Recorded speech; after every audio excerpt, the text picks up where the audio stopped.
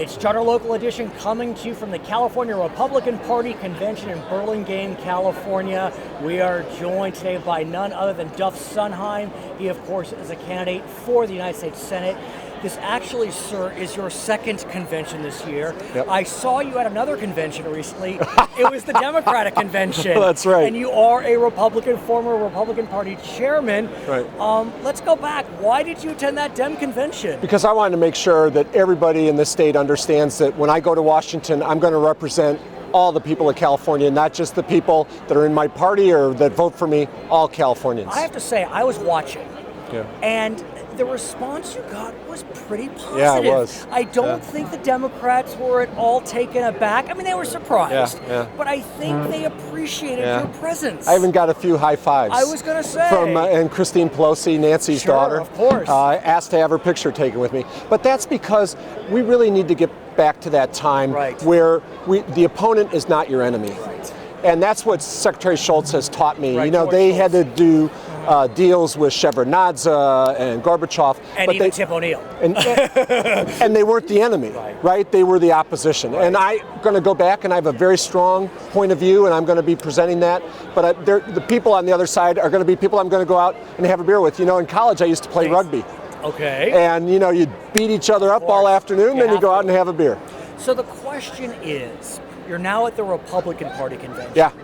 Which one's more fun? I mean, The Republican Party is the more fun. Of course it is.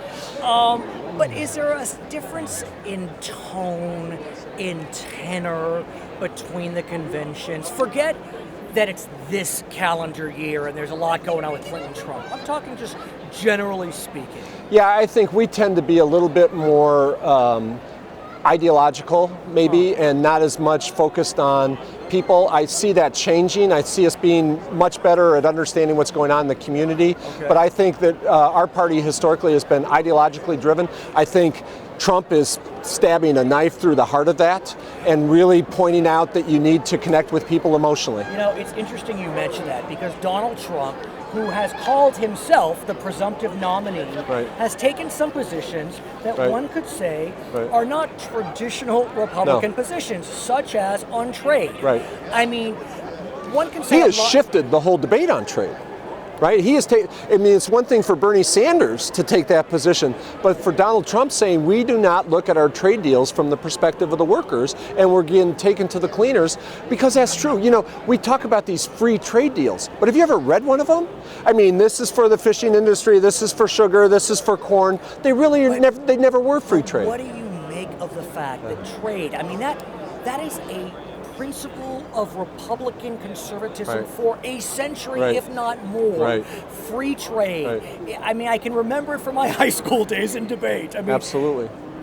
You know, he's really changing that discussion in such a way that I mean, one could argue that Hillary Clinton is more conservative on trade than Donald Trump. Exactly right. But I think the issue is, what is his point of view? He's not saying no trade. He's not taking a protectionist Gephardt type of position on it. Really? I don't think so. I think what he's saying is that we've gotten bad deals. Not that we shouldn't do deals. I mean, he's a deal maker. He is. So I think his whole approach is, look, we've been taken to the cleaners by the Chinese, the Mexicans, and others in terms of the deal, not because we shouldn't do the deal, but we've gotten bad deals. And the reason we've gotten bad deals, and I think he's right on this, it was all done from the perspective of the big companies that paid a lot of money to the lobbyists to get special provisions. I'm hearing a Republican say this. The big companies, I mean, the big companies to Republicans, that's what makes America great. I mean, where am I? Am I in the Twilight Zone right now? No, well, I just think, again, those big companies, frankly, haven't done enough to look out for the average person. And I think that's what people are saying, is we need to get back to our base, which is the worker. And we have been allowed... That's the Democratic Party's base. That's not your base. It is now, to be honest with you, and it's what it's really all about for me. And so I think the fascinating thing, if we get there, and I don't know if we're going to get there. There is where? When you say there? To the debate. So I think the debate eventually will get to, we and the Democrats both believe that there's economic inequality, that our kids aren't being educated, that our streets aren't safe. Oh, wait a sec. Economic inequality. that is not a term that Republicans have used in the past. No. But I'm thinking about GOP Assembly Leader Chad Mays is talking about poverty. Right. GOP Senate Leader Gene Fuller is talking about poverty. Right. I mean, it really is remarkable, the shift. 49% of the people in California are living near or below the poverty line.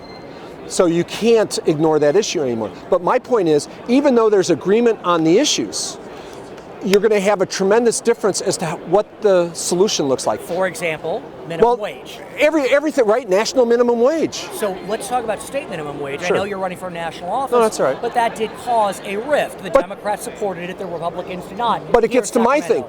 Their solution is take everything to Washington, do everything at the national level. One size fits all. Washington knows what's best. My approach, even on the minimum wage, okay, San Francisco wants to do a minimum wage of X, that's fine. But if you do a statewide minimum wage, you kill Bakersfield to Fresno. It's funny you mentioned that, because that very conservative state of Oregon, not really, I mean, Oregon, one of the most blue states around, has it by region. Right, which is fascinating. What they've done is they increased their minimum wage, but in Portland, the big city, it's X. In kind of semi-suburban, it's X minus, let's say, 50, and then in rural, it's X minus 100. Right. I mean, that's an approach that I think a lot of sides find appealing, but it didn't get any legs here in California. No, well, frankly, they just kind of saw something go to the ballot, Brown signed what was there and cut the deal, and just kind of moved on. Saying, when he signed the bill, this makes no economic sense, which was interesting at the time. But that's why I think, again, the more local you have it, and that's what I think the issue is about. And the interesting thing, the Democrats like to talk about, here's another flip, they always talk about the science. Well, if you look at the science of it, really, given the way we live, work, and play, and the technology we have in our hand, which is more than the people that put a man on the moon, we now have more technology there, and we interact with each other. So from a scientific perspective, you can prove that local control has more in touch with what's going on, where Washington is out of touch. But what about the risk, if LA County has one minimum wage, San Bernardino County has another, they're on top of each other, and San Bernardino's is lower, that you start getting kind of price wars or wage wars. Well, that's why I say the minimum wage is kind of like chemotherapy, right? You may need to do it, but it's really not the best way to do it. The best way to do it is to have an earned income tax credit. Which we now have in California. That's correct. Our own. At a relatively low level. We also have Republicans are calling for an earned income tax credit. But wait, wasn't the first federal earned income tax credit signed by Nixon? Exactly right. And Milton Friedman was the one that proposed it. And so, but that's more effective. So my view is we should make a promise to everybody in California that if you're working full-time, you should not be living in poverty. Then the question is, what set of tools do we give them to get up there? And my view is the minimum wage is not the most effective vehicle to do it. The earned income tax credit does a better job of doing it. So we just started this earned income tax credit this year in California. Correct. We'll see how many people sign up for it. Correct. The federal one gets some buy-in. I do want to go back to Mr. Trump, if I may. Yeah. As I was walking into the hotel today, I was slightly accosted, as were my colleagues. A lot of protesters out there.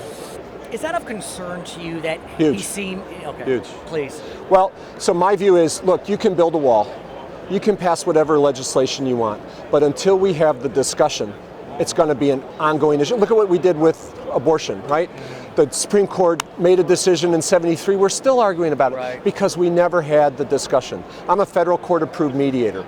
We need to have that discussion. Like the wall, I mean, in California, those are such fighting words, building a wall. And, you could be running with someone at the top of the ticket that's supporting this. Yeah, I'm going to have to differentiate myself. How do you do on that? Try to get out there and say what you believe. And frankly, with the press, whenever a Republican takes on a Republican, you're pretty sure to get above the fold in the LA Times. I hear you. Which is unfortunate. But I think we have to say what we're about here in California, and to make clear that I'm not going to Washington to work for Donald Trump or Mitch McConnell, or whoever it is. I'm going to represent the people of California. He is Duf Sundheim, candidate for the United States Senate. We're at the California Republican Party Convention in Burlingame. Brad Pomerance, Charter Local Edition.